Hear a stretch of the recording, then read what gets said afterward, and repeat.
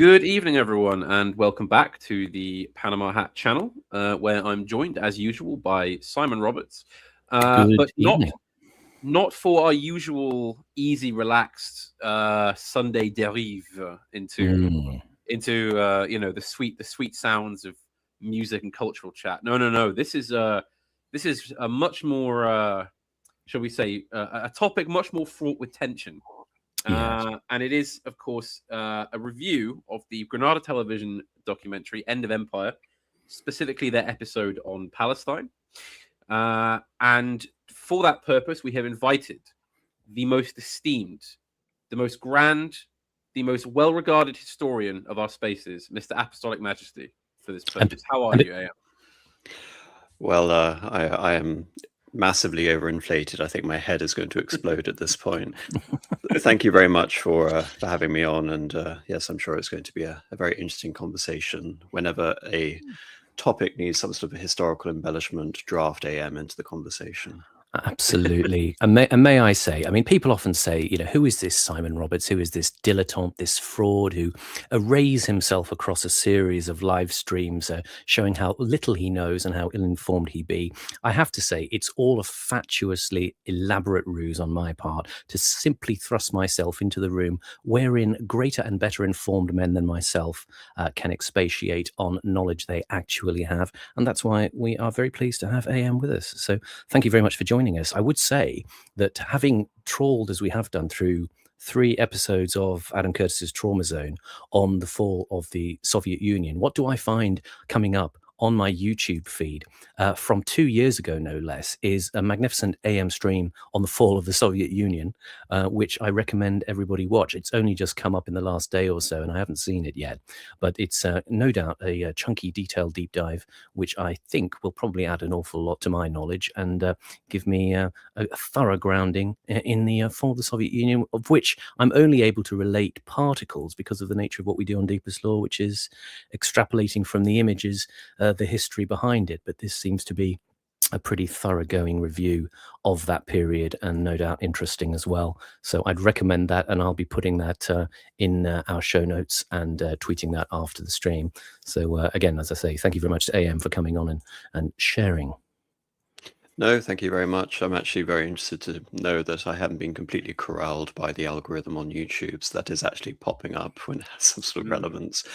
So yes, thank you very much. In terms of other content which was related to this topic in particular, which is about the decline of empire, of course, Panama Hat and I have discussed the fall of the Portuguese Empire, which is kind of an interesting counterpoint to this, among other topics. And I've dealt with this issue from a rather neglected angle, which is actually the fate of Middle Eastern Christendom in the 20th century. But nevertheless, this particular angle of discussing mandatory Palestine is not something I've delivered on YouTube before. So happy to finally tackle this subject directly.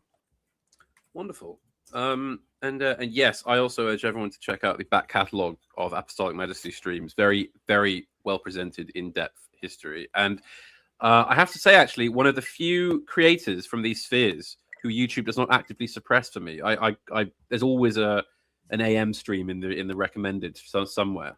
So congratulations, even the algo likes you. So as we discussed previously, I've wanted for some time to look into one aspect I think that is understudied, at least, or under discussed in these circles when it comes to the British Empire and its history, and that is not just simply the kind of decline and fall, if you like, but the specific ways in which Britain withdrew, and the manner in which it did so, and the consequences which it bore or did not bear for its process, if you like. And as it happens, there is a documentary series, not much known now, but available freely on YouTube, called End of Empire, made in the early 1980s, which was notable for covering all of the withdrawals from various British colonies, but by heavily involving people who were actually there at the time on all conceivable sides of the issue, different social classes, different aspects, everyone from kind of low-standing British military policemen all the way up to Indian Nawabs and Kenyan Maasai chiefs and lords and titled viscounts who were governors and viceroys and whatnot. And so I thought, well, this would be a great series to review, and it would at least give us an excuse to discuss these sorts of things. Now, in fact, AM, you mentioned there the stream we did on the end of the Portuguese Empire. It's quite an interesting counterpoint, really, actually, looking at the periods of withdrawal, if you like, of both, in that it seemed like for a very long time, the Portuguese Empire, or the elite driving it, were determined, it seemed, to hold on at all costs. And some would say past all reasonability. But would you agree, perhaps, that the British elite's difference, if you like, by contrast, was that a large part of it seemed to have given up on the idea of the empire a long time before even the actual withdrawals began? That there seems to have been a different mindset there. I think what people really need to understand about the British Empire is that it is fundamentally heterogeneous. There was never an attempt to create a overarching structure for the empire. The empire needs to be understood as a series of composite units, and mandatory Palestine being no such exception. I mean, we talk about the differences between South Africa, Canada, Australia, New Zealand on the one hand, and then the British Imperial Administration, the Raj, on the other, and then the more informalized, quote unquote, aspects of the empire, like that existed in Argentina and in China. So trying to look at the British Empire as a single sort of multi-spanning unit with, it should be mentioned, someone actually leading the thing, as opposed to having all of these local representatives on the ground with some vague connection back to the Colonial Office and the Foreign Office back in London. It's very difficult to navigate all of these forces simultaneously. Whereas what happened in Portugal is that during the 1930s and 1940s, Portuguese identity was, there was an attempt to reconfigure it around this idea of luso-tropicalism, or at least some deference towards that idea, whereby the colonies will be made into Portugal. This was also something the French attempted with, interestingly enough, much less success in the 1950s. And that collapsed, and we see the collapse of the French Empire around the same time as the British Empire. So in dealing with the fall of the British Empire, it's completely radical in terms of the contrast between a national elite who are trying to force the empire to come together as a single unit in order to represent themselves as a more influential and powerful bloc on the world stage, versus Britain, which during the same period was content basically to surrender all aspects of international relevance when it came to actually hard power, the assertion of sovereignty, and these various territories throughout the globe. Yes, I've heard more than one historian use the term sort of accidental to describe a lot of British imperium. In that, as you say, it was I mean, especially at a place like Palestine, where there was no overt imperial conquest as such. It was well, it was that it had been an Ottoman territory, and then had been essentially handed over to British authority at the outset, at the end of the First World War. Is that correct? Well, it's actually interesting. I mean, regarding accidental, I would perhaps use the word incidental, is perhaps a better word of describing it, because there is a very concrete strategic logic undergirding all of Britain's possessions and influences all across the world, from Malaya to Polynesia to the Mediterranean in particular. It all forms part of the same strategic picture. But we did conquer it. We did physically conquer it during the First World War, during 1917, when the Ottomans were more or less driven out of the Middle East, us alongside the French. And we had concluded an agreement with the French, and it should also be mentioned, the Russians, which fell apart for obvious reasons, to divide the Middle East, which had previously been part of the Ottoman Empire, into zones of influence. Britain would have a pervading influence over this territory you can see on the map, British Mandatory Palestine, which also includes the Emirate, the Transjordan, and of course Iraq. This was done in order for Britain to have a link primarily between the Suez Canal and its interests in Iran. The goal was, of course, in centering British power around the Persian Gulf and the oil interests in areas like Kuwait, linking this up with the colony in Aden, in Yemen, in Oman, what is now known as the United Arab Emirates, Qatar, Bahrain. All of these areas were to some extent under British influence. So having Iraq, the Transjordan, and Palestine linked these territories in a way that hadn't ever occurred before. And the French were given, you can almost say, a much more meager possession influence within their traditional areas of interest, going back hundreds of years, being Lebanon and Syria.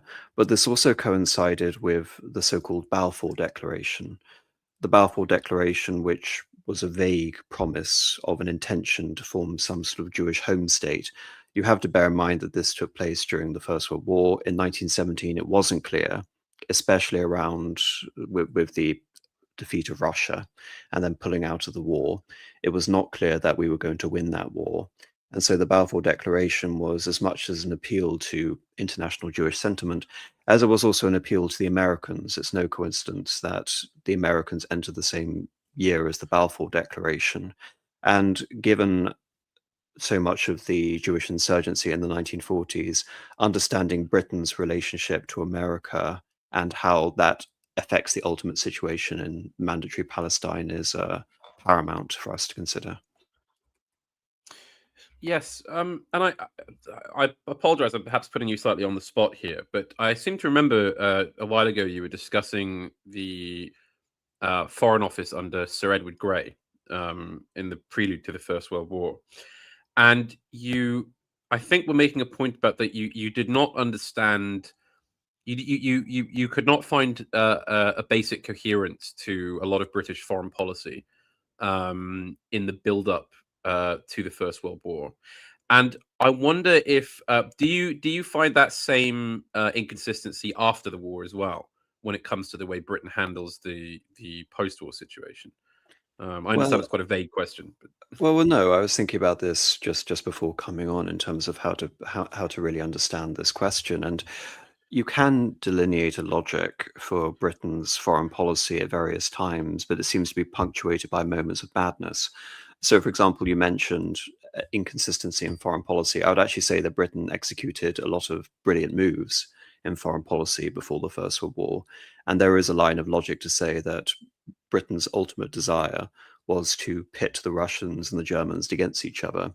That way, there wouldn't be some sort of massive Eurasian juggernaut that could potentially project sea power out to affect Britain, our foreign policy for the last 200 years up until that point. mm, And so, what is interesting is not necessarily, again, that we had made all these foreign policy errors, but that we decided to wholeheartedly commit ourselves to that conflict when if basically we settled on the same situation that had been created a couple of days earlier, world history and the British Empire could have perhaps survived in a way that, as it transpired, it didn't.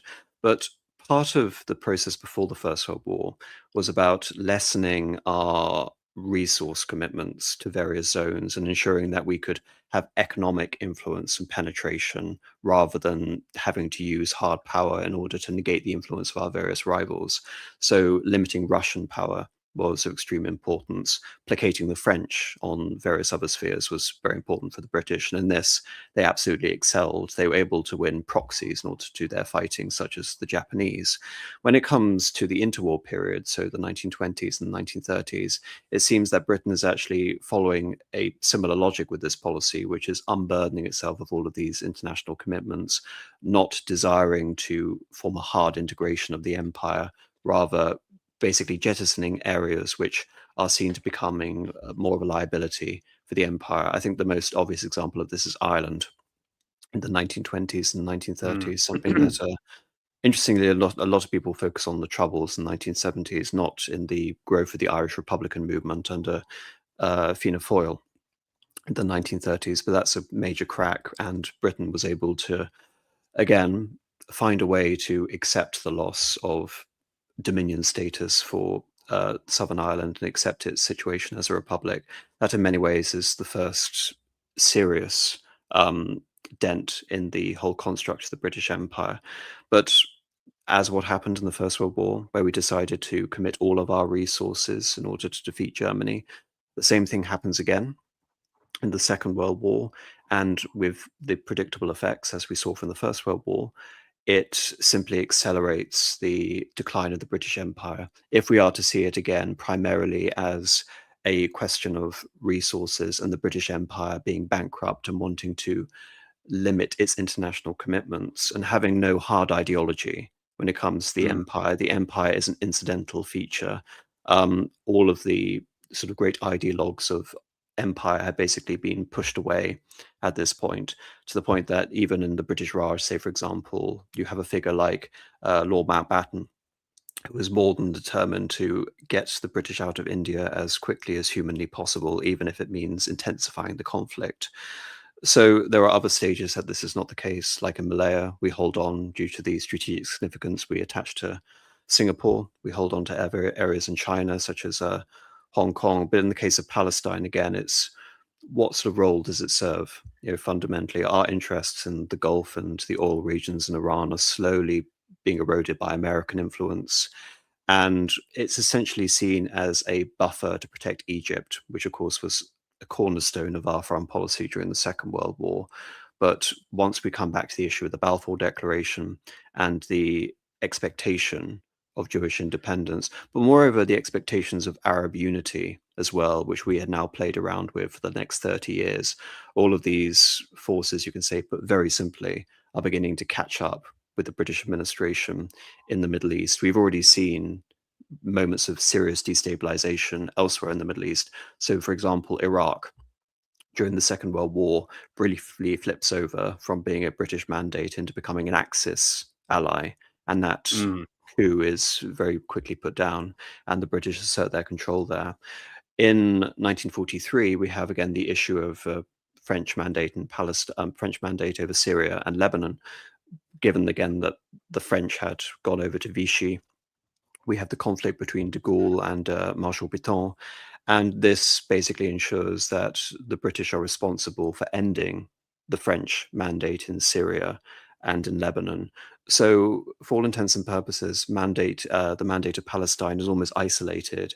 It's the last real remnant of this Sykes-Picot agreement by the time we get to the end of the Second World War, and already the conflict is already ongoing. It's not simply a matter of the conflict in Europe ends. No, the conflict has never really stopped.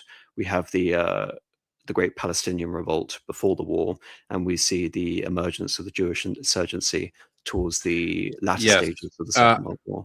No, I want to fill some of this in as well. So my understanding of this is relatively basic, but I think would it not be fair to say that political Zionism as kind of as a centrally led, in quotation marks, because obviously there were many different strands and strains and lots of infighting, but as a centrally led political force appears in the 1800s and intensifies rhetoric on Palestine being the Jewish homeland, and that there should be a nation state for Jews in the Middle East. Is that not so?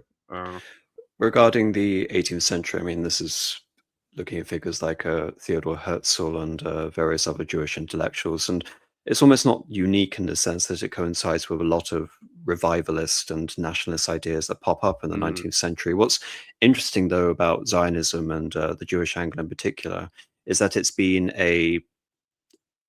of interest to Anglophone societies, Protestant Anglophone societies, since Cromwell. This is in the 1650s, where Cromwell brought the Jews back to England. My own argument regarding this is that, of course, the Jews occupy a far more prominent position in Protestant eschatology, the end of the world, their views on the Third Temple, their desire to, again, venerate the Holy Land, dispensationalism in America. It all seems to come from this same sort of Anglophone Protestant tendency, which elevates the Jews in a way, say, for example, the Orthodox and the Catholic Christians, many of whom are actually in Palestine, as opposed to the Protestants, do not respect. And also we have to look at the Jews having existed alongside Europeans for centuries up until this point, that the Jews are basically, for all intents and purposes, they are European, whereas these other religious groups, and Arabs in particular in the East, and what was then called Mohammedans, but we now know as Muslims, these were foreign groups who we barely understood. These were local concerns for the governors and the British troops and administrations within the heterogeneous empire, whereas the Jews occupy prominent positions within British society, European society, and American society, where there is no group really that exists which has any influence that could be compatible with it. All the other groups that we see before them, like the Greeks or the Armenians, their influence had basically been completely and utterly superseded a couple of centuries before. Yes. And when Britain takes control of the mandate of Palestine after the war, is there a coherent policy it has towards what its expectations are about Jewish settlement and basically to whom the land is seen to belong? It's difficult to point to any coherent plan. I don't think there's any example of a coherent trajectory or plan. I think after the First World War, this is one of the great ironies of the First World War, is that my belief is that the First World War was inspired partly by the desire to accelerate imperial unification. South Africa is an example of this, taking the Boers, taking the blacks, taking the British whites, and forcing them together into a anachronistic polity, which doesn't really have that much of a logic to exist in the first place. Take the South Africa example, and then extend it to the British dominions, the white settler colonies, and then by implication extend it to other areas of the empire, which you can basically get away with this policy. India, very unlikely that this policy would ever be affected. So within somewhere like India, we have the creation of a system called the diarchy. Already, as you probably already know, Panama, we had a power sharing agreement with the Nawabs, the Maharajas, Yes, the the local princely states. potentates within the princely states, the Raja states of India. And this was basically because the British had assumed a position that the Mughals had, before we came. It was one foreign dynasty being replaced by another. The Mughals being replaced in this case by the house of Saxe-Coburg and Gotha. Yes. And because of that, again, these ideas of imperial integration couldn't really work in somewhere like India, where there was, with this idea of the diarchy, more a sort of movement towards giving Indians more and more representation and power. And already before the Second World War, they had national elections, representations. It was simply a matter of taking all of these territories in India and fusing them into a new state, which fails. And that's why we get partition in the 1940s. But as it pertains to somewhere like Palestine, there is a fundamental contradiction in terms of the expectations created by the British Empire, which is the British Empire is quote unquote democratic. Yeah, we're talking about after 1928, Yeah. one man, one woman, one vote everywhere. And so this creates the expectation throughout all of the imperial provinces that should be the norm for Indians, it should be the norm for Malayans, it should be the norm for sub-Saharan Africans everywhere. And we have European-inspired, Western-inspired democratic independence movements. However, when it comes to Palestine, we have this bizarre situation whereby there has been this promise that there is going to be a Jewish home state, and yet the Jews are a minority, a significant minority. We're talking about, off the top of my head, because I'm not doing this off notes, probably about 20% of the population. I believe around that's the time correct, roughly. around the time of the creation of Palestine. Yes. But if you accept these democratic principles, you also have to accept that the non-Jewish population is going to have, to quote sort of Enoch Powell, the whip hand in any such situation. You can basically see a comparison with what happened in Ireland regarding home rule, the Ulster situation and the Catholic majority. And so, yes, you can pander to this idea of the expectations eventually of creating a Jewish home state. But in terms of the logistics of being able to create that, you're promising one thing, but also the ideology, again, which you're attached to, and which is becoming more normalized through the League of Nations. This is a League of Nations mandate. That's an important thing. It's not a British colony. It's legally there to exist as some sort of stopgap solution for what will eventually... state. Yes, exactly. So whatever, again, the British Empire and its interests in the region are supposed to represent, we are nevertheless going to accord with this idea of the rights of nations and the rights of citizens within these territories. We are nation building in a sense, but we don't exactly know what that nation is. In terms of my sort of belief of where this was going to come to in terms of a long-term vision, I almost sort of see it as kind of like a South Africa scenario, which is, or even a Lebanon scenario, this idea of consociationism, having the Jews as some sort of decentralized bloc within Palestine, say, for example, having a permanent sort of presidency or vice presidency, or having a parliament with Jews, a parliament with Palestinians, a parliament with Christians. All of these ideas are played out throughout the British Empire, all of these weird constitutional contrivances. Rhodesia and South Africa during apartheid are various examples. But as we see, the Jews were not prepared to accept that situation, and they took matters into their own hands, as we'll see in this documentary. Yes. Would you perhaps say that it was a case of sort of vaguely liberal naivety on the part of Britain to presume it could kind of parliamentarianize its way out of what is a long-standing religious ethnic conflict between Islam and Judaism? Or you can just look at it as a dissembly. I mean, the French had a paramount influence in this region before, for centuries going back. And of course, from the point of view of the Ottomans, they increasingly came to view the French as using the Catholic population in particular, but also other Christians, as fifth colonists. In the case of Palestine, it's it's far more confusing. It's not simply a case that we're going to use the Jews as some form of, again, fifth colonists to promote our interests, because if anything, Britain, throughout the time of the post-Second World War, is looking at the Jews as a liability in many cases. They're looking at the Cold War logic. They're seeing the division of East and West into communist and capitalist, quote-unquote, blocs, and the Arab world and post-independence, where it's going to flip, how this is going to affect the internal situation in Egypt. All of these questions are of paramount importance, not just for our global interests, but also for our oil policy. And so Israel sort of just gets in the way of this. And so essentially the issue is, increasingly the British are not able to find any solution. And so the solution they end up with is basically just burying their heads in the sand and getting out. Well, that's that seems to be very much the case. I mean, I'm being much younger and sort of doing a lot of casual reading on the history of the Second World War. The main context in which you hear about Palestine is that, the British government's very worried in the late 1930s because actually a large amount of the infantry force of the British Army is tied up in Palestine, trying to keep the Jews and the Arabs from each other's throats. And there never seems to be a clear sort of demarcation as to what's going to happen. It's just this sort of black hole that seems to be sucking in far more resources than the empire would like.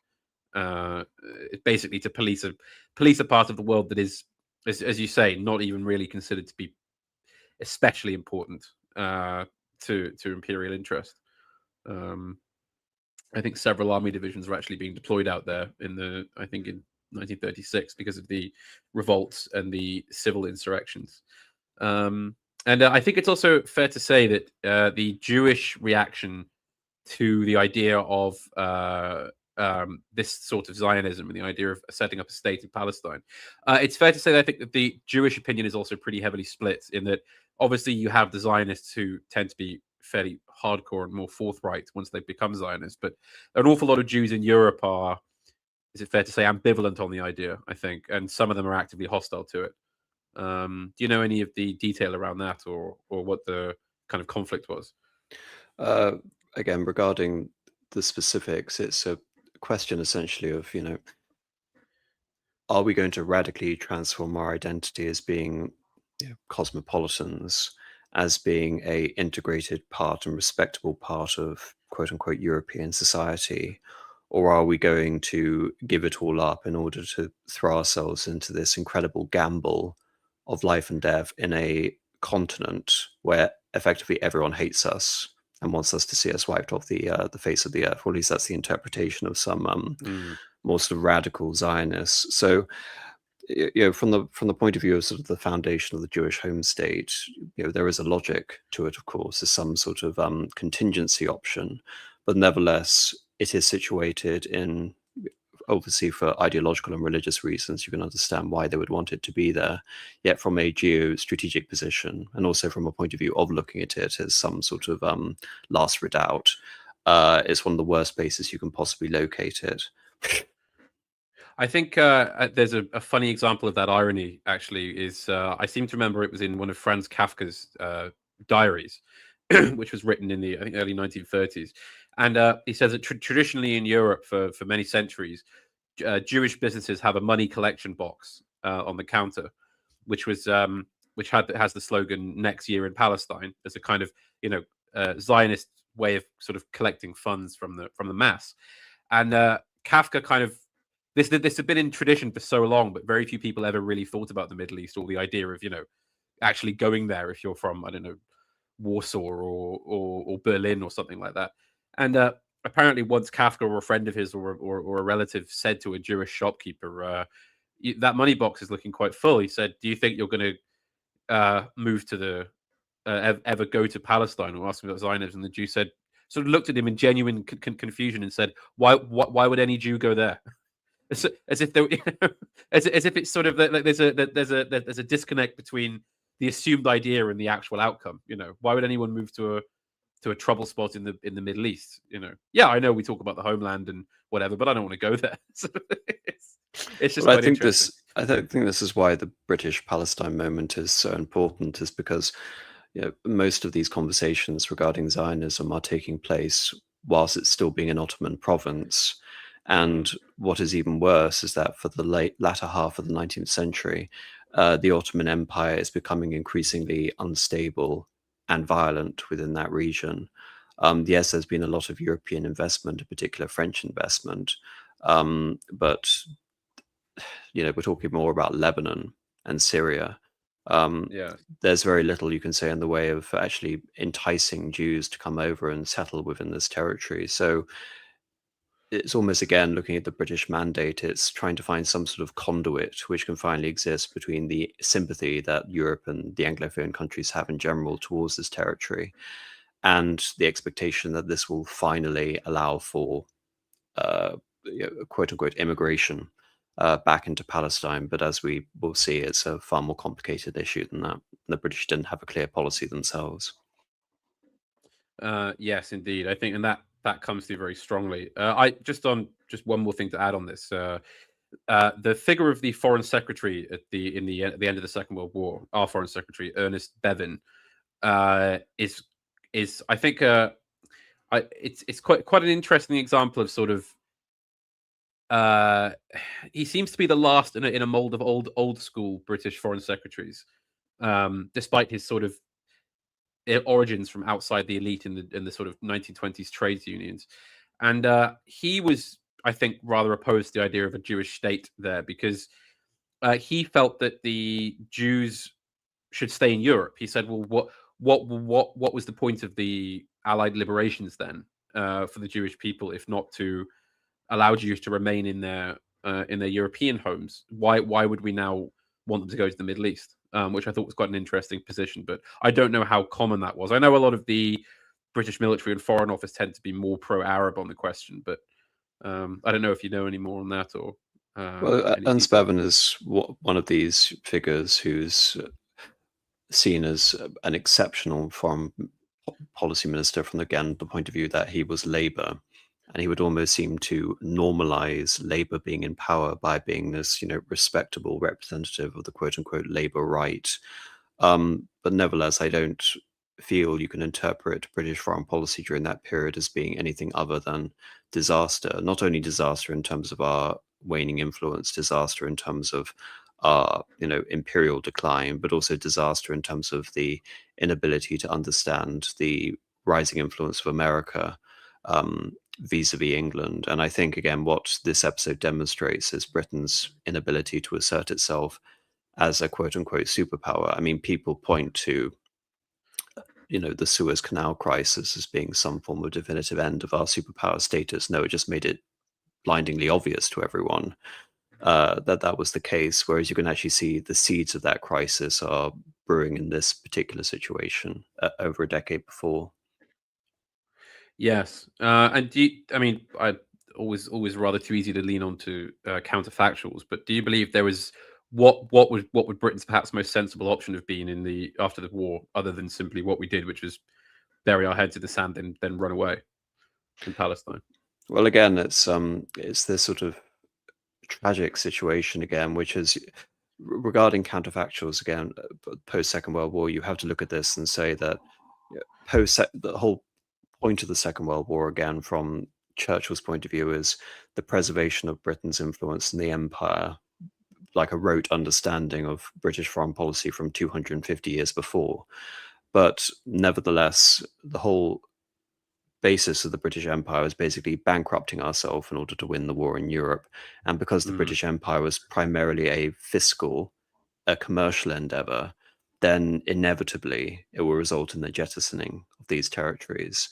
And given again that the whole creation of Palestine has a dubious sort of legal authority, given that our own interests within that region are, relatively vague, where we're playing around with a lot of forces in which we are not the controlling influence anymore. As far as I'm concerned, there was, wisdom and a logic in getting out of Palestine and putting our heads in the sand.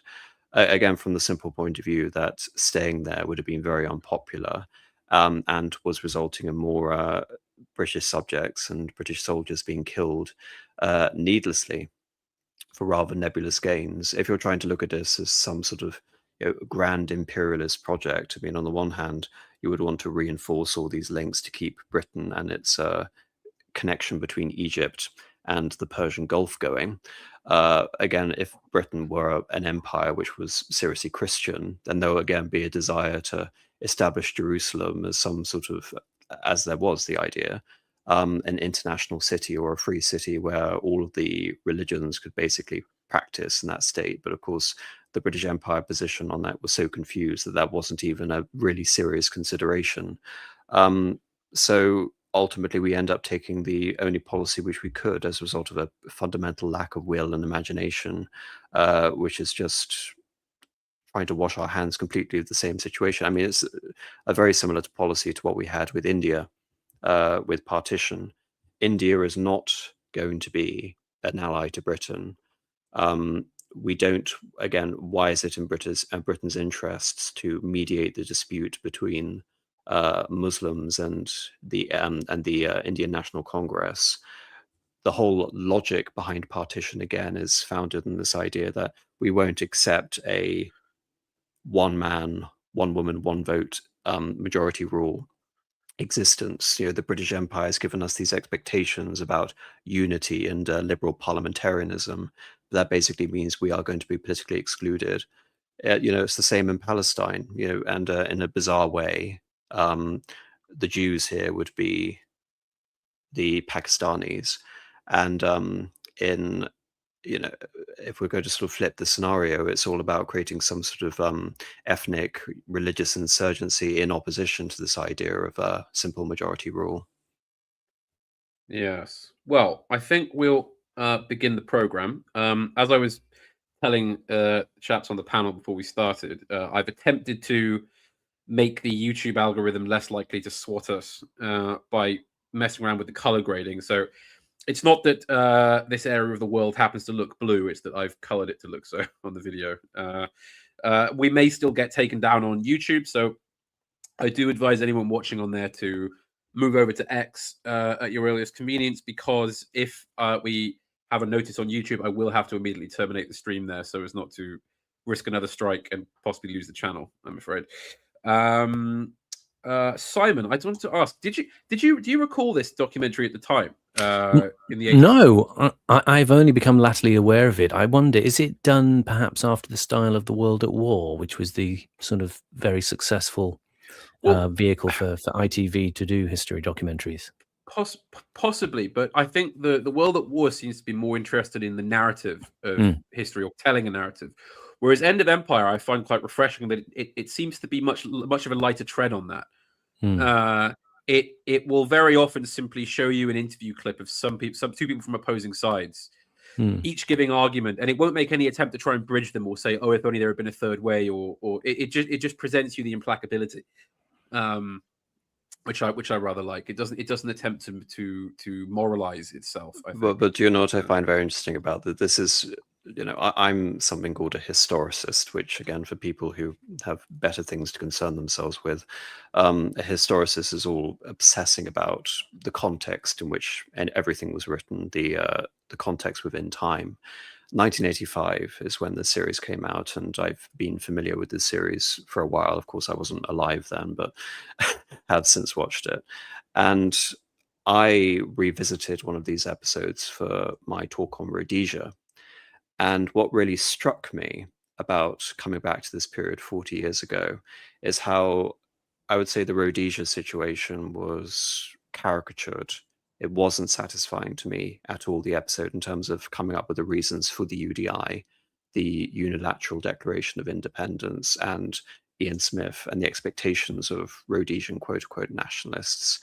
And conversely, as we'll see, this takes a far more plainer stance, and I would almost say a slightly pro-Palestinian stance versus the Jews. And I would say it's a complete inverse, where we have now, following the disaster of the Zimbabwe project, how there's far greater sympathy towards Rhodesia and the Ian Smith project. Because if you actually go back and watch newsreels in Britain and documentaries from the 1970s, there is a palpable hostility, a really visceral hostility towards Ian Smith and the Rhodesians, which doesn't exist anymore for obvious reasons.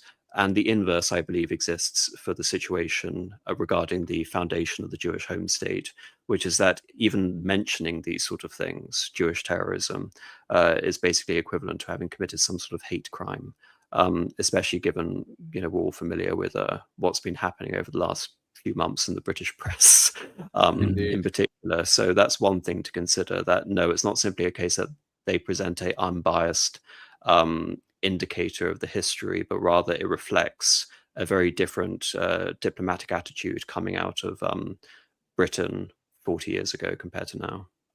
Could I ask you, AM, about your sense of televisual history? Let's say, perhaps, if you've seen TV history since the 60s, perhaps, or 70s, 80s, 90s, do you have any recommendations for series which you think are at least within hooting distance of some kind of credible historical telling? Oh, I mean, regarding BBC documentaries and dramas in particular, I mean, I've done a series called Fall of Eagles, which I think, Panama, you're quite familiar with. And in that, and in that episode, I do believe I cite about half a dozen, off the top of my head, I can't remember all of them, but half a dozen old BBC series and dramas. And yes, they're obviously very, very low budget, but they're very well written, very well researched, and very well acted. I'll have to go away and sort of confirm my my recommendations, but that's just one example. I think AM and I both have a particular soft spot for one Barry Foster as Kaiser Wilhelm.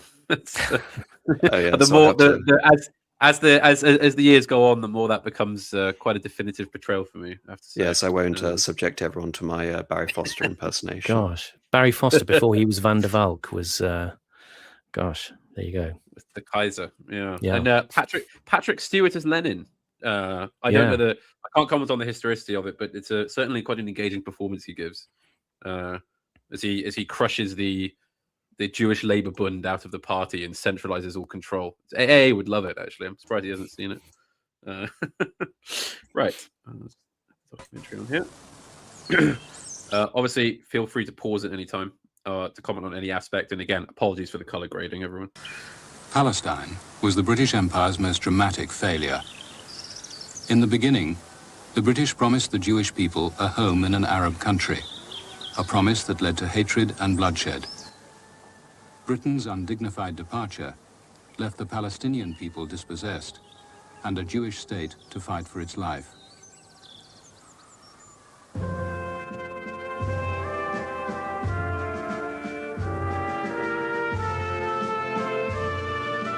I'm sorry for pausing immediately, but I have to, just on the point of the line there about that would leave the Jewish state fighting for its life. AM, we recently did a stream with Rupert in which we discussed the figure of King Farouk of Egypt, who was ruling at the time, and we touched briefly on the Arab League and the Arab and Muslim state efforts to attack Israel at its conception. Do you have anything to say on the military situation, in that seemingly against all odds, the tiny Israeli state is able to survive? And do you think that sort of outsiders were perhaps even hoping it might be crushed as a solution to the problem, if you like, to sort of prove that it was that Zionism wouldn't work? Or perhaps am I overstating the Israeli chance understating the Israeli chance of success there? Well, I'll try not to repeat what is covered in this documentary. What I will say, and regarding that stream, I was very happy to see it, and I will also reference that there is a fellow content creator, Bida Britannia, who has done extensive streams regarding Glub, the Transjordan Orientalism, and the history of Egypt, and recently the history of Iran, if you want to find out more about this topic. But if you look at the situation in Iraq, you look at the situation in the Transjordan, the Emirate of Jordan, in Egypt, these are all examples where there is some form of, I guess, extant authority, political authority, and the beginnings of some form of an Arab army. And of course, the issue is that, like in Jordan, where there is a constituted army, they all tend to be under the control of British officers. And what is more amusing is that we have a situation like partition in India, is that you have British generals leading both the Pakistani and the Indian armies. So you have fundamental contradictions which are emerging out of there. But yes, I do believe perhaps there was this hope, there was this expectation that Palestine, having the vast numbers on their side, could affect a policy of snuffing out the Jewish state. But if that was the case, it was hopelessly naive. And despite universal sort of Middle Eastern condemnation and declarations of war, they weren't prepared to commit infinite resources in order to ensure that this project failed. And if anything, what it should demonstrate is Palestinian disorganization and the lack of a clear, credible leadership and an authority like a king or an emir, or something that we see throughout all of the rest of decolonized British Arabia. Even today, if you look at the UAE, if you look at Oman, if you look at Jordan, we see the remnants of the British protectorate situation, where we allowed for local rulers, local notables, aristocrats, princes to remain in power. Whereas in Palestine, I think, again, in terms of trying to embellish this documentary, because it doesn't really cover it, there seems to be this implicit an idea that, okay, well, of course, a Palestinian nation, existed, but that's not really true. No. During the Ottoman Empire, the northern territories of Palestine were considered, for lack of a better expression, under like Lebanese influence, as part of the Vilayet of Beirut. All of the Levant, basically, the Syrians and the Palestinians were religiously and ethnically very similar, along with other Arab groups. And the reason we have differences is less for any rational reason than either princes existing with various degrees of authority, or as a result of the Sykes-Picot Agreement. And thereby we have the arbitrary border, which more or less corresponds to the modern-day northern border of Israel, with areas in Lebanon and the Golan Heights, etc., which have now been subsequently annexed. So, what is Palestinian identity here? It's not something that really coalesces. It's simply, again, this residue of Arab identity in the old Sanyak of Jerusalem, where it had been the not the Sharif. I forget the exact word. I'm having a sort of was it the Mutasarrif of Jerusalem? Yes, the Mutasarrif of Jerusalem is one of these traditional authorities, like the Sharif of Mecca. And in the absence of that strong authority, which could have perhaps again coalesced into a kingdom of Palestine or a kingdom of Jerusalem, the Israelis had the advantage, and they had international sympathy and lobbying. Yes. All right.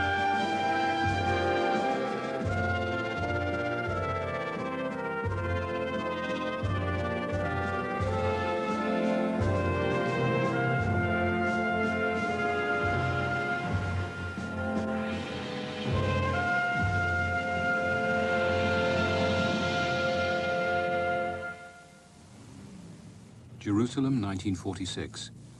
The King David Hotel, British government headquarters, dominates a country of 1 million Arabs and 500,000 Jews. The Jews are determined to kick the British out and achieve the Zionist goal, a state of their own. They blow up the building.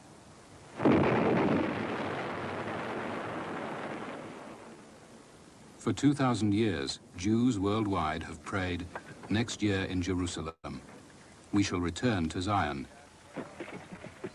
Now Zionist shock troops of the Irgun Tzvai Leomi take matters into their own hands.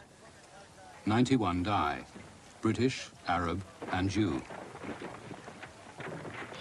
I don't accept there was any brutality in anything we did. We were fighting a war, and a war involves, of course, force, and it's not good, it's not nice. We should have preferred not to have it.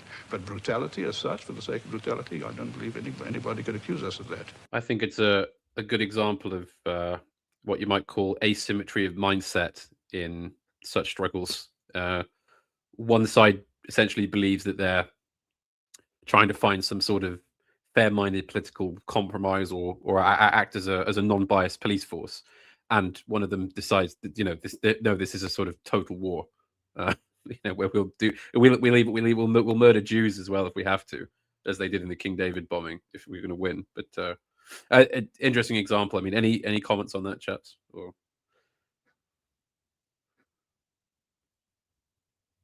I'd be curious to have some of Simon's thoughts if I'm not putting everyone on the spot. I have been conscious that I've been talking a lot. No, I can't add anything at this stage. I have to bed into this a bit more.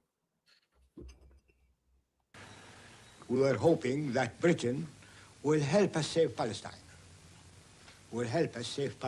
All we wanted to Britain get out of Palestine and let us take it over and let democratic rule prevail there, which recognizes the rights of everybody living in Palestine. My feeling was that we had task to try to guide a country and its people towards a prosperous and happy future. And here were one side of the equation who were using what we regarded, or what I regarded anyhow, as pretty unscrupulous means to pressurize us through world opinion.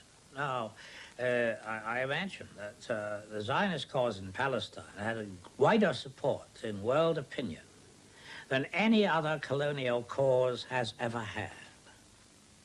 Zionism was born in Europe in the late...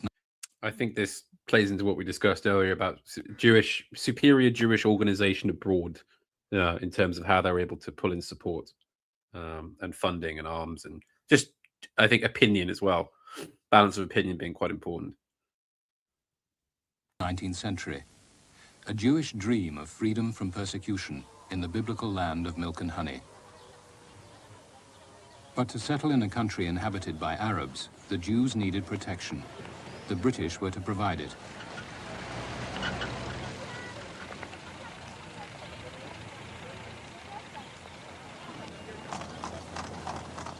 The British Army captured the Holy Land in the First World War, driving the Turks from the Middle East. Britain had a vision of a great new imperial domain stretching from India to Egypt. The victorious powers carved new states out of the desert, appointing their rulers. The British wanted Palestine as a military base to protect the vital artery of the empire, the Suez Canal. For this, they needed international approval. The Zionists tipped the balance.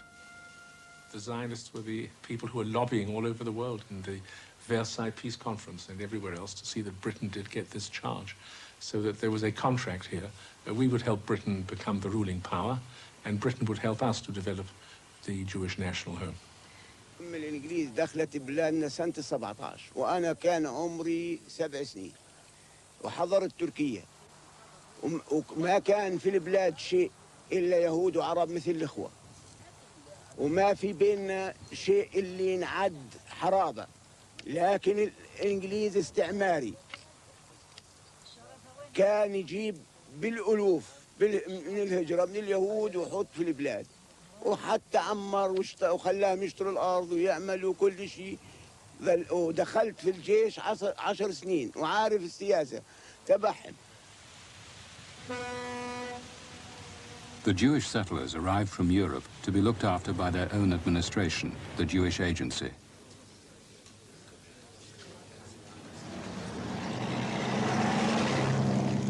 They brought with them Western ways and money to buy up land.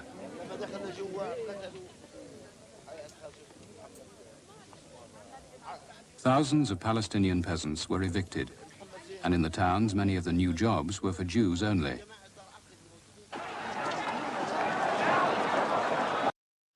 Seems to be, you know, going in the simplistic terms it's being described in, a dreadful lack of foresight on behalf of the British authorities here. You know, it's hard to see ways in which this wasn't going to cause trouble and uprising. Well, it's almost being presented as a quid pro quo. And I don't really necessarily think that's even a rational sort of way of looking at it, because my opinion has always been that it was far more about the international worldwide sentiment towards Britain than it was about the internal situation within Palestine. You know, the situation in Palestine may deteriorate, but so long as we're seen to be doing something that can appease certain lobby groups, especially within the United States.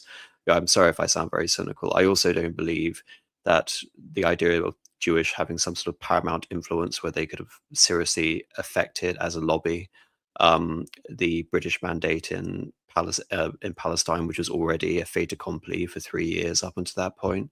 It's a weird framing, one that also omits the Balfour Declaration, which should also be stated. Yes, it does seem an odd thing to leave out at this point. In the 1930s, Palestinians took up arms against a colonial government that they believed was robbing them of the prospect of independence in their own country. These pictures from Patty's own cameraman in the East show the height of the danger in Jerusalem when arson, murder and wanton destruction were making the Holy Land a land of terror. But behind the outward peace lies still the threat of rebellion and disorder. Britain still stands by. The British responded ruthlessly, but it took them 3 years to crush the uprising. Palestinian leaders were exiled, their movement disarmed.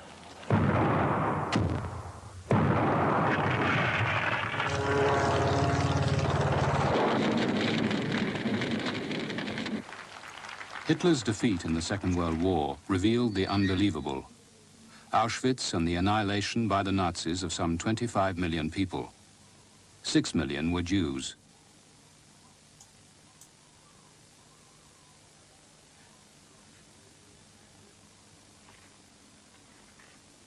The Holocaust was to break the back of Britain's Palestine policy. It won the Jews worldwide sympathy and the Zionists support in their demand for a Jewish state. They can smile now, these people who a few short weeks ago thought they would never smile again.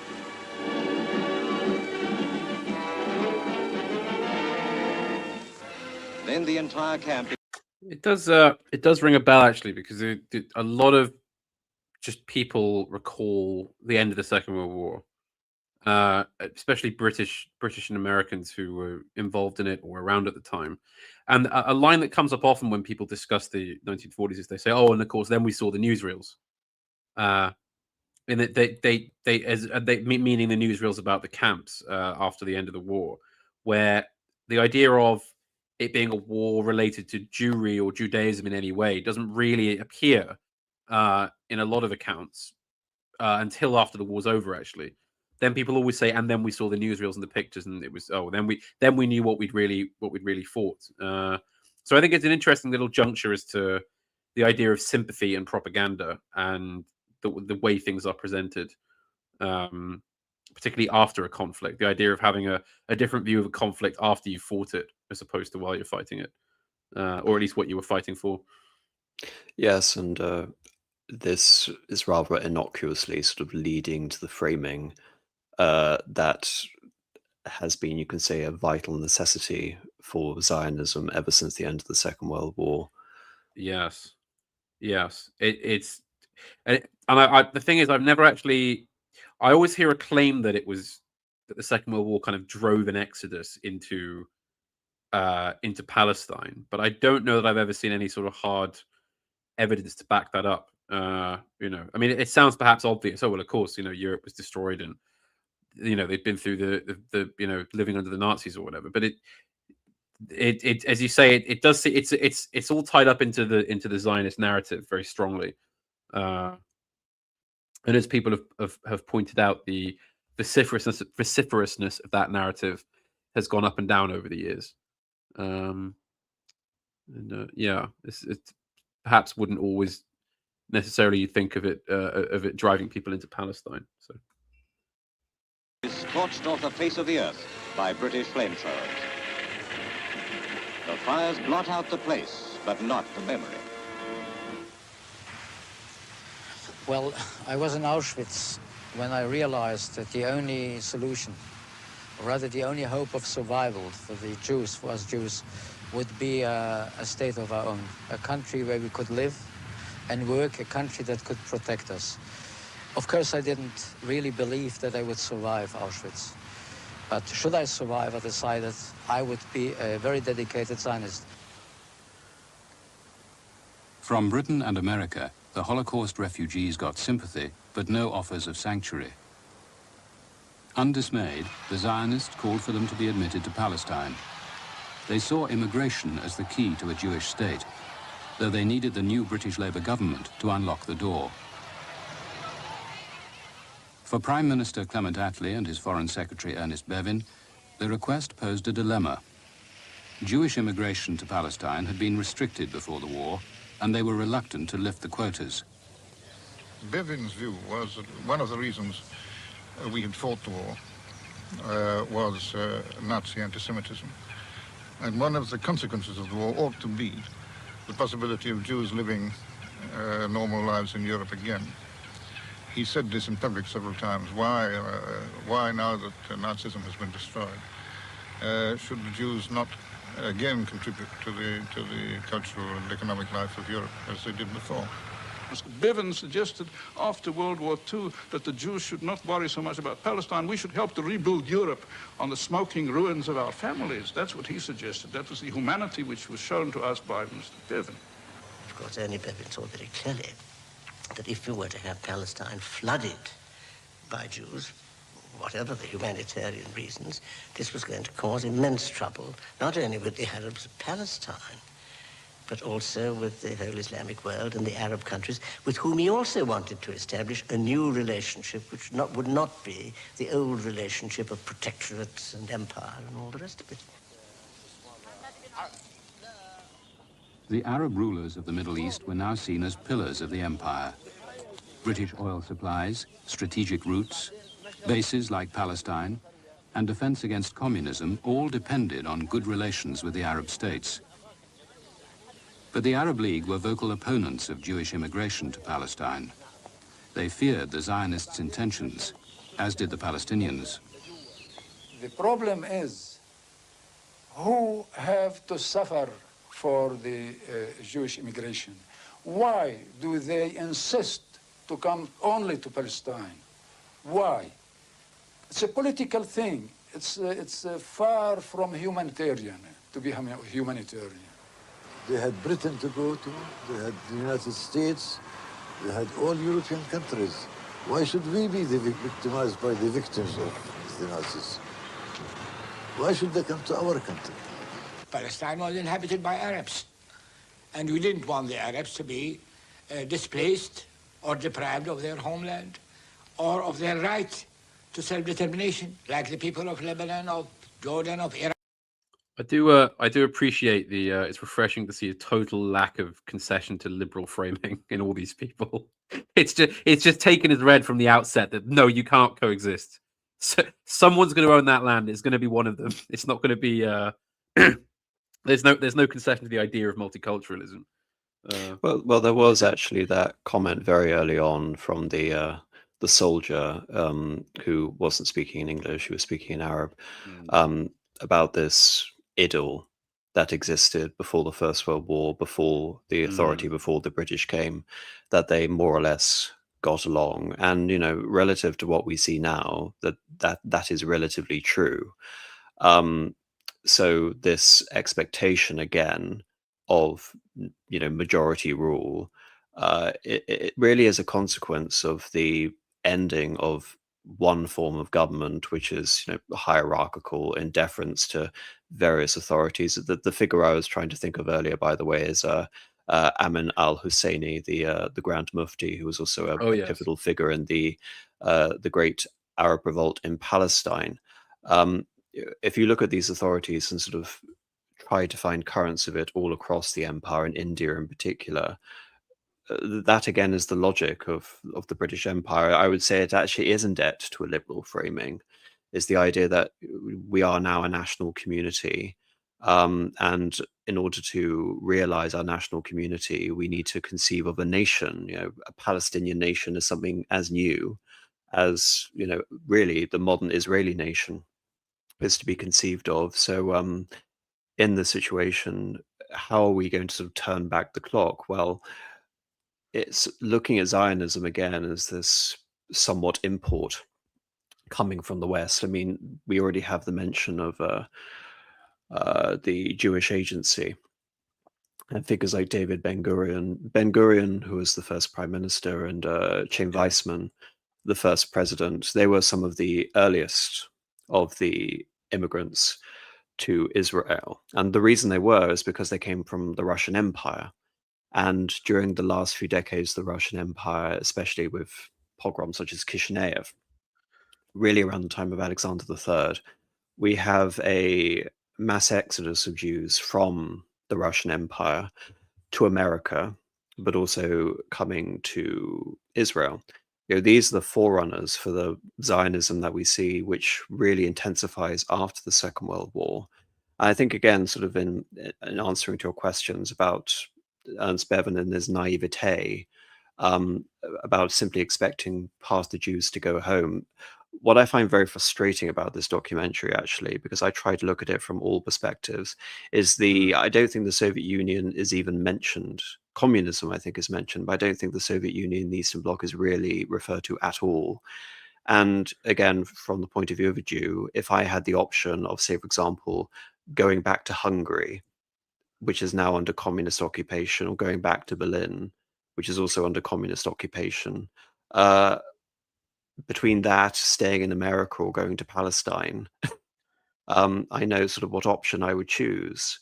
And this is also something that occurred to Stalin as well, and influenced the Doctor's plot, is that he believed, again, that the Jews were relatively hostile to the Eastern Bloc and to communism, despite, again, Stalin believing that the cause against anti-Semitism was one of the things that gave Russia, the Soviet Union, this great moral credence, and now this is how they were being repaid. So a lot of what I'm finding frustrating is looking at the Jews as some sort of block. In other words, the Jews that existed within this idyllic time we had before the evil British come, and then the Jews that come afterwards. No, it's not that simple. And, you can almost sort of look into in terms of gradations, and I haven't done the research, so I can't really comment on this extensively. But, we know primarily about the Zionists who come from the Russian Empire and Poland, and those who are coming from America and Britain.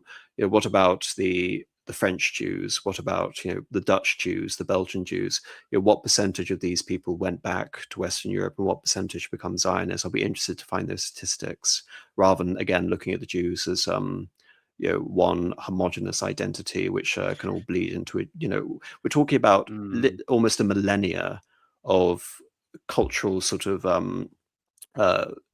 placement of Jews within certain regions, whether it be Jews in Krakow, Jews in Kiev, Jews in Minsk versus Jews in Paris and Jews in London. All of this sort of interest of these particular groups and whatever Zionism they espouse, I think, has to be taken into account.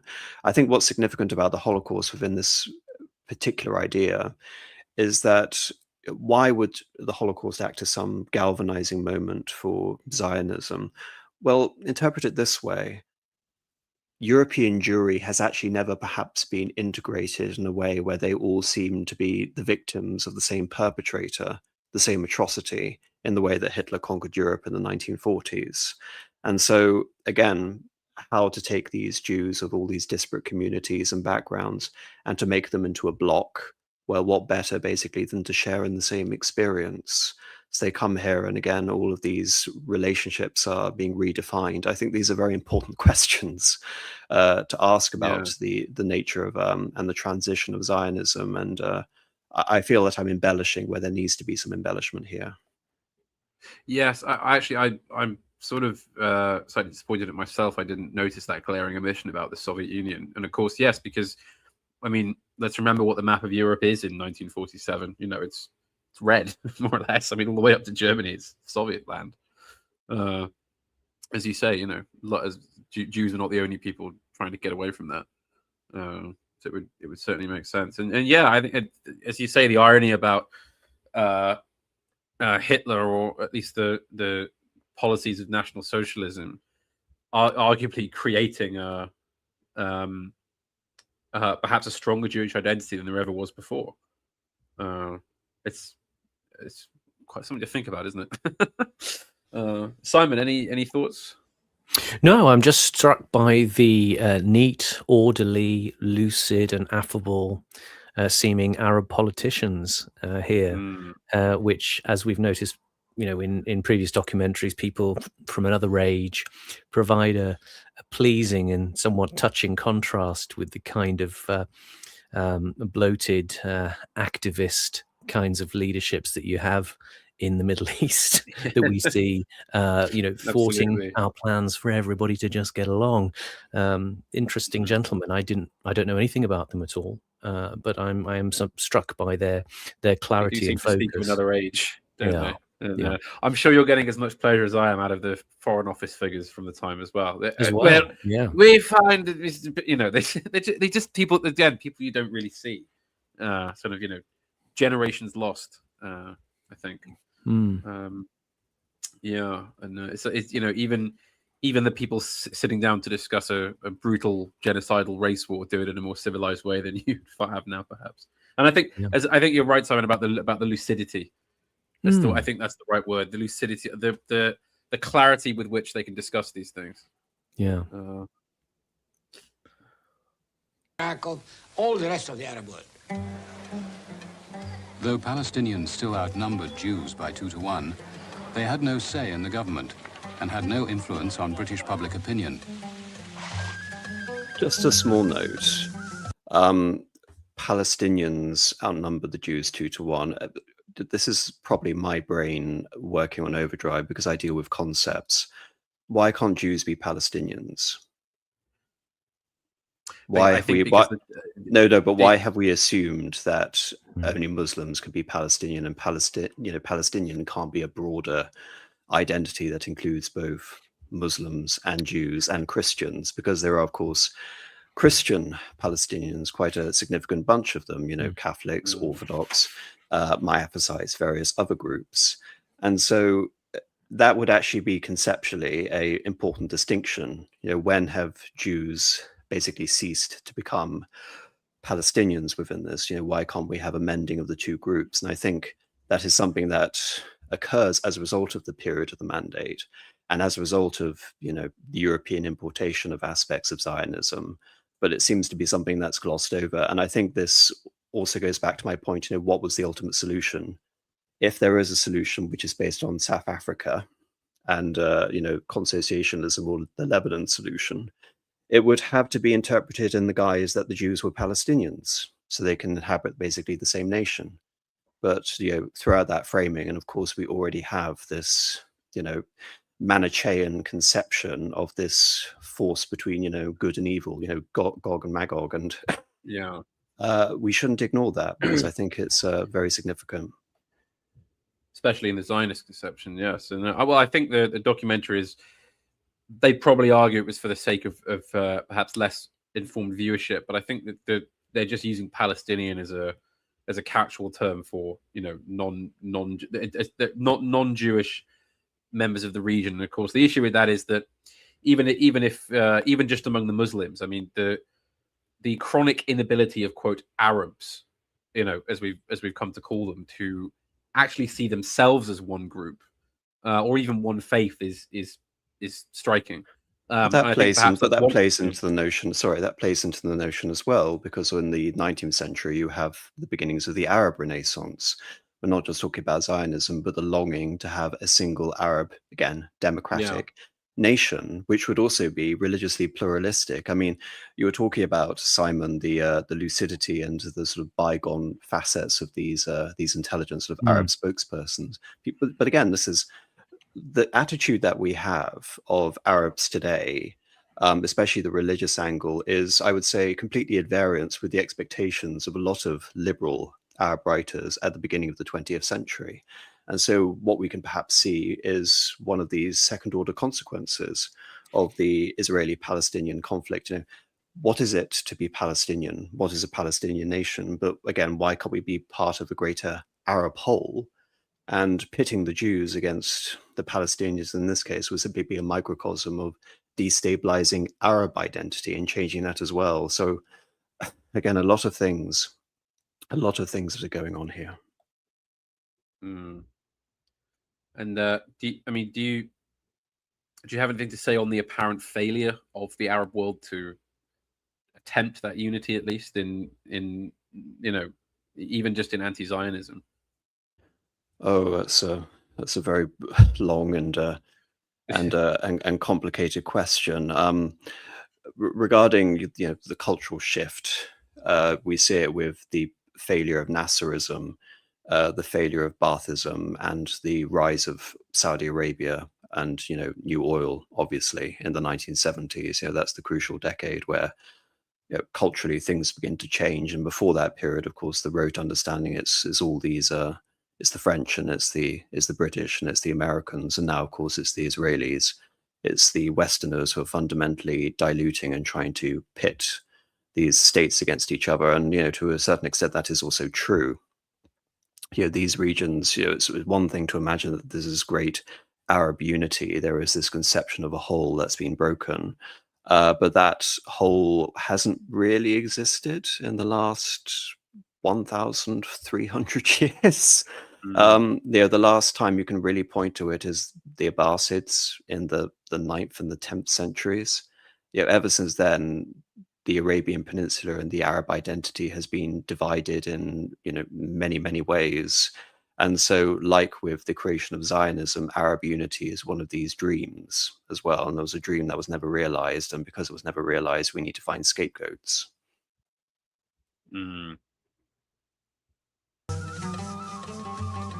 Palestinian communities in towns and villages, along with their cause, were either ignored by the Western camera or portrayed in biblical cliches.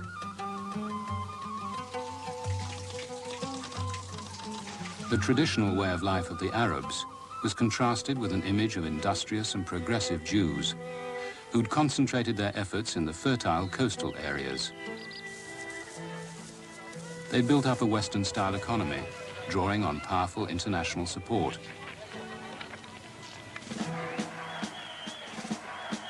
They also had an underground army, 50,000 strong, the Haganah.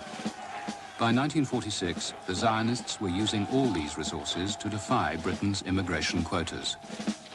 I joined the Bricha. Bricha means escape, which was a division of the Haganah, of the Jewish underground movement. And in fact, my job was to smuggle people from the German border into Belgium or into France directly, or from Belgium into France. Most of the DP, the displaced person camps, were in the British zone, and they wanted to stop the Jews from going to Palestine, and they realized that the Haganah was in fact taking them to Palestine.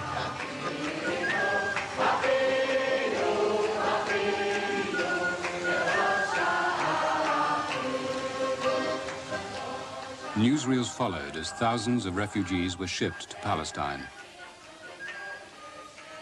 Most of the boats were arrested by the British Navy and escorted into Haifa.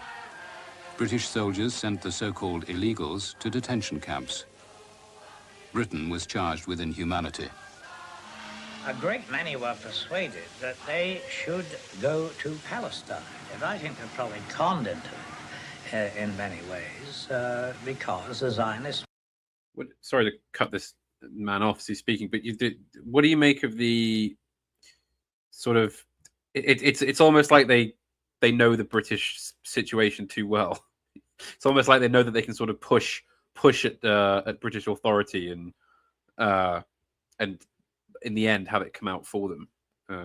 It seems with this open flaunting of immigration law. Well, it's almost a question of, ideology and the desire to have a sense of national belonging versus what, colonial authority for the sake of colonial authority.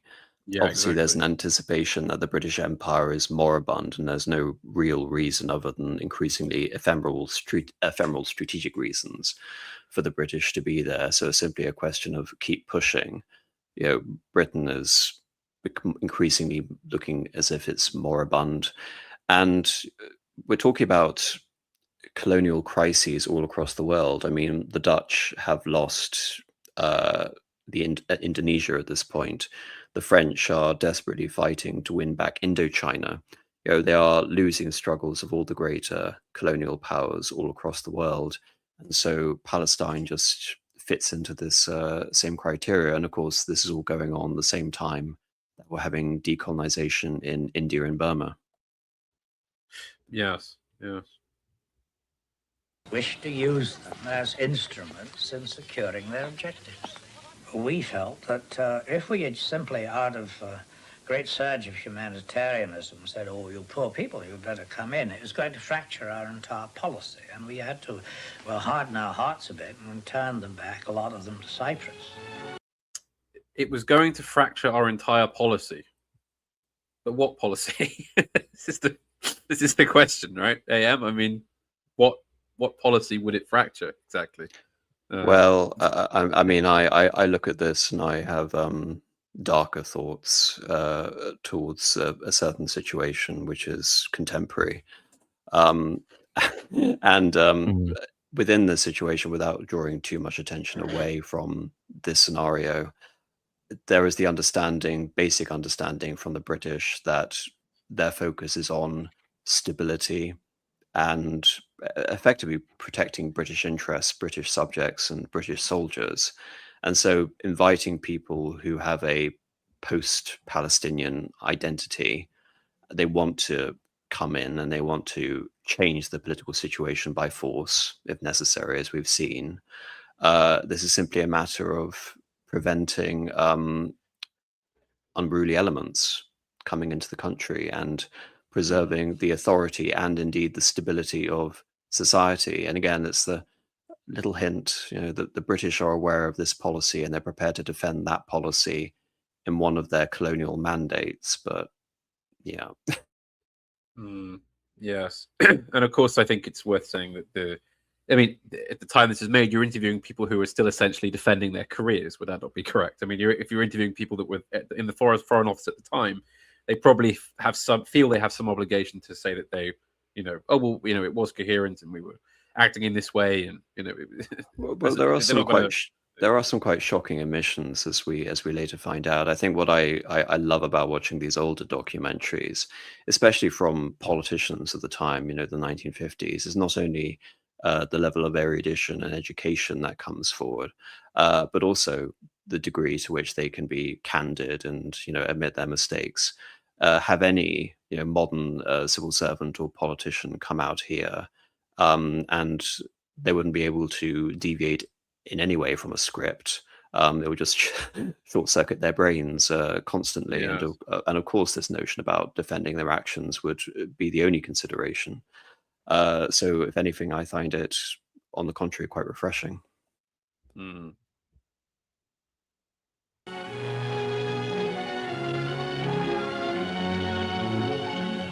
Onto that British vessel, Zionists are transferred from a small Jewish refugee ship to be deported to Cyprus, and some try to resist.